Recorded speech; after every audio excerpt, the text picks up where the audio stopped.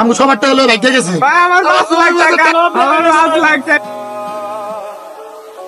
আব্বা আব্বা আমি তো প্লেনের দরজার সামনে দাঁড়াই আছি, এখনই প্লেন ছাড়বে বুঝছেন।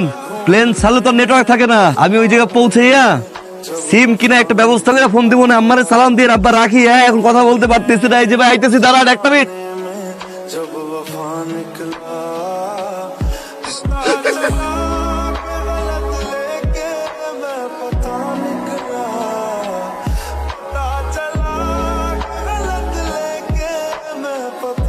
পরশুদিন তোর বিচার করছিলাম না, ওই যে পুকুরে মাছ চুরি করছিলাম, এর লেগে আমার ছাগলটা খায় ফেলাইছ। ভাই তোর এত বড় সাহস কেমনে হইলো আমার ছাগল চুরি করার? আপনি দেখছেন আপনার ছাগল আমি চুরি করছি? দেখছেন কেমন বেদনের মতো কথা বলে। ওরে আমার বাবুটা, আজকে আবার কি চুরি করছো? কিসের বিচার? ছাগল চুরি করছি, তাও আবার তোমার বাপের। তোমার কিন্তু ভালো লাগতেছে, চমৎকার। শোনো, আজকে ঠিক বিকাল 4টার সময় নদীর পাড়ে চলে আসবে।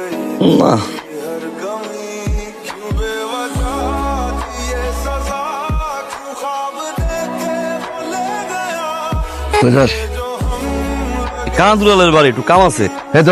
রাজা আপনি আবার এক কথা বলেন, আমি কি চুরি করছি? আমি না ঘুমাই আসলাম, তাহলে তোর কইলি হবো নাকি? ফালতু কথা কবি না। 1 ঘন্টা আগে তোর আমি বিচারে থেকে ছাড়াই নিয়ে আসছি। সবার বাপে ইঞ্জিনিয়ারের বাপ, ডাক্তারের বাপ, উকিলের বাপ, ব্যারিস্টারের বাপ, আর আমি দিছি চোরের বাপ। এটাই কয়েকজনের ভাগ্য। আর কি শান্তি দেখছো কথা। আই ব্যাকআপ, তুই হলো মাস্টারের পোড়া। মাস্টারের পোলা রে মাইনছে চুরি চামারি বিচার করে না, তোর একটা মান সম্মান নাই।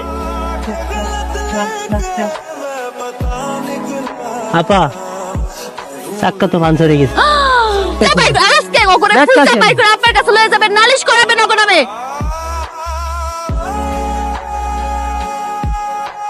এখন কি তুমি দূরে বয়ে থাকবা নাকি একটু কাছে?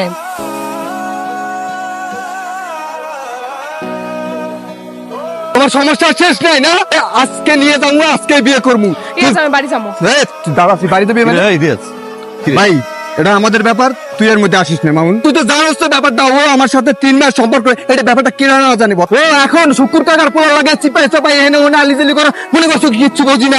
আজকে আমি বিয়ে করবো। আচ্ছা রিয়া শোন, ও উল্টা পাল্টা কিছু করে থাকে, তুই আর বাড়িতে যাওয়ার, বাড়িতে গিয়ে আর আব্বা আম্মার কাছে বিচার দে। তুই বেশি জ্ঞান দিতে আসবি না। মাস্টারের পোলা আমারে পড়াইতে আসবি না করলাম, সব তুই জানবি। লোকজন দেখতেছে, তুই বাড়ি যা, বাড়ি লোকজন দেখতে এসো। হ্যাঁ তুই কই যাচ্ছে? দাঁড়ান দাঁড়া, আমার ছোট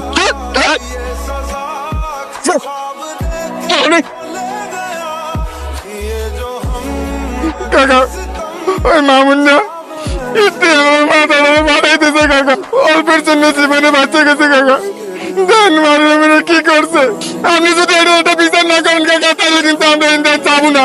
তোর যা জানে মারি নাই, তুই শুক্রিয়া আদায় কর। মামুন, বিচার কিন্তু এখনো চলতেছে। নিশ্চয়ই কিছু একটা বলতে চাও? কাকা মেইন কাহিনী তো আসলে ঘটছে আসমান লই। আপনি আসমার কাছ দিয়ে শুনেন। বলো তো কি হয়েছে? কাকা আমি কোচিং থেকে বাসায় যাইতেছিলাম, এমন সময় মামুন ভাই আমার পথ আটকাইছে। কাকা জানেন না, গত 7 দিন ধরে আমার অনেক বাজে প্রস্তাব দিছে, আমার অনেক ফোন দিয়া জ্বালাইছে, কথা কইছে। আমি না একদম পাত্তা দিই নাই। পরে হাই না জিততে আজকে আমার পথ আটকা দাঁড়াইছে আর আমার গায়ে হাত দেওয়ার চেষ্টা করছে। তখন রিয়া চাইছে আমার বাঁচাইছে। মামুন তোমার বলছি, বিচার এখনো শেষ হয় নাই। আব্বা এই সময় রিয়া হয়েছে, আব্বা বিশেষ করে আমি এমন একটা নেক্কারজনক ঘটনা। সি সি সি সি সি সি। চুরি করতে পারে, ফাইজলামি করতে পারে, সবই করতে পারে, কিন্তু এরকম একটা জঘন্য কাজ আব্বা মামুন করতে পারে না। আব্বা তুমি যেমনি হোক মামুন ধ্যান থেকে বাঁচাও না আব্বা। কিন্তু আমার কিছু করার নাই মা। বিচারের মধ্যে আসমা নিজের মুখে স্বীকার করছে। করতেছো আব্বা? এরকম কিছু না আব্বা, তুমি ছিল না মামুন দে, আমরা সবাই দেখছি না মামুন কি এমন ভোলা। তুই এই কথা বলস মা? তুই কি আমার মান সম্মান রাখছস? তুই তো জানতিস মরুলের ছেলের সাথে তোর আমি বিয়ে ঠিক করছি। তুই কি আমার মুখ রাখছস? তুই যদি আমার মুখ রাখতে চাস, আমি তোর মুখ রাখবো। 7 দিনের মধ্যে মরুলের ছেলের সাথে তোর আমি বিয়ে দিব। এখন তুই ভাইবা দেখ, মনের ভালো চাস না, খারাপ চান্স। আর মামুন রে কিভাবে ছুটাইতে হইব এটা আমার দায়িত্ব। মাস্টার, আপনার ইজ্জত আছে, নিজের ইজ্জতের কথা ভাবেন। বাসায় একটা মেয়ে আছে, তার জন্য একটা বুদ্ধি দেই, তার ছেলের আপনি বিদেশ পাঠাবেন। বিদেশে পাঠিয়ে দেবো, টাকা কোথায়? টাকা লাগবে না। তারপরে সে হাতের কাজ জানে না, সেটা হচ্ছে একটা সমস্যা। খালি বললেই তো আর বিদেশে পাঠানো যায় না। আর প্রধান তো হচ্ছে টাকা। আমার তো এত টাকা নাই বিদেশে পাঠানো। টাকার কথা চিন্তা করেন কেন? আপনার 17 বিঘা জমি আছে না, এটা আমার কাছে বন্ধক দিবেন। দরকার হলে আমি মোরলের থেকে আপনার ব্যবস্থা করে দেবেন। দুইজন মিলে একটা টাকার ব্যবস্থা করে দেবেন। আমার শেষ কথা, খবরদার আর কোনো কথা আমি চাই না। তুই বিদেশে যাবে, তুই বিদেশে যা।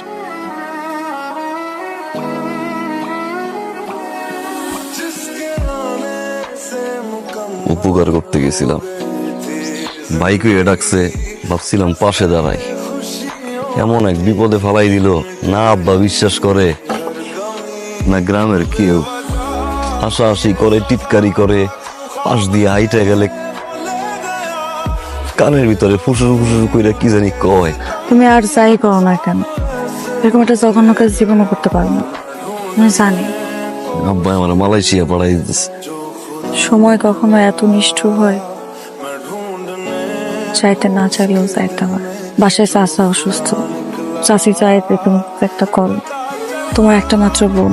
তোমার কথা তো একটা বার কইলা না। স্বামী তো সারা জীবন তোমার পাশে আসছে, তুমি ভালো থাকবে।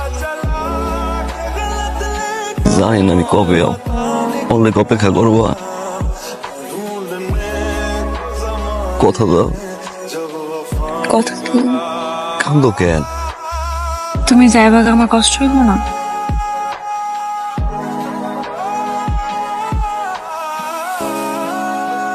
মন খারাপ হওয়াটাই স্বাভাবিক। মালয়েশিয়া যাইতেছেন, দেশ ছেড়া, দেশের মাটি ছেড়া, পরিবার পরিজন ছেড়ে। কালকে সকাল 11টার সময় ফ্লাইট, টিকিট সহ বাকি কাগজপত্রগুলো আমার কাছে আছে। আপনারা যখন এয়ারপোর্টে যাবেন, আমার সাথে দেখা হবে এয়ারপোর্টে ঢুকলেই। কাগজপত্র সব ওখানে আপনারা পেয়ে যাবেন, টিকিট সহ। কালকে সকাল 11টায় ফ্লাইট। আর কতক্ষণ লাগাইবো? নাম্বার বন্ধ। সত্যি কইতেছেন ভাই? ভাই হারাতো ভাই, আমাকে তো দাঁড়ালে হারাতো ভাই বাটপার ভাই, আমাকে সবার টাকা লয়ে ভাইতে গেছে ভাই। ও ভাই আমার 10 লাখ টাকা। আপনার কাছে আমি টাকা পাই, আপনি আমার টাকা ফেরত দিবেন, এটাই তো ফাইনাল। এটা যদি না হয় তাহলে কিন্তু আপনার চরম অপমানিত হইতো। আগামী মাসের 5 তারিখের ভিতরে আমি আমার টাকা ফেরত চাই। আব্বা, আব্বা আমি তো প্লেনের দরজার সামনে দাঁড়াই আছি, এখনই প্লেন ছাড়বে, বুঝছেন? প্লেন ছাড়লে তো নেটওয়ার্ক থাকে না। আমি ওই জায়গায় পৌঁছাইয়া সিম কিনা একটা ব্যবস্থা করে ফোন দিব না, আম্মারে সালাম দিয়ে আব্বা রাখি। হ্যাঁ, এখন কথা বলতে পারতেছি না, এই যে ভাই আইতেছি, দাঁড়ান একটা মিনিট।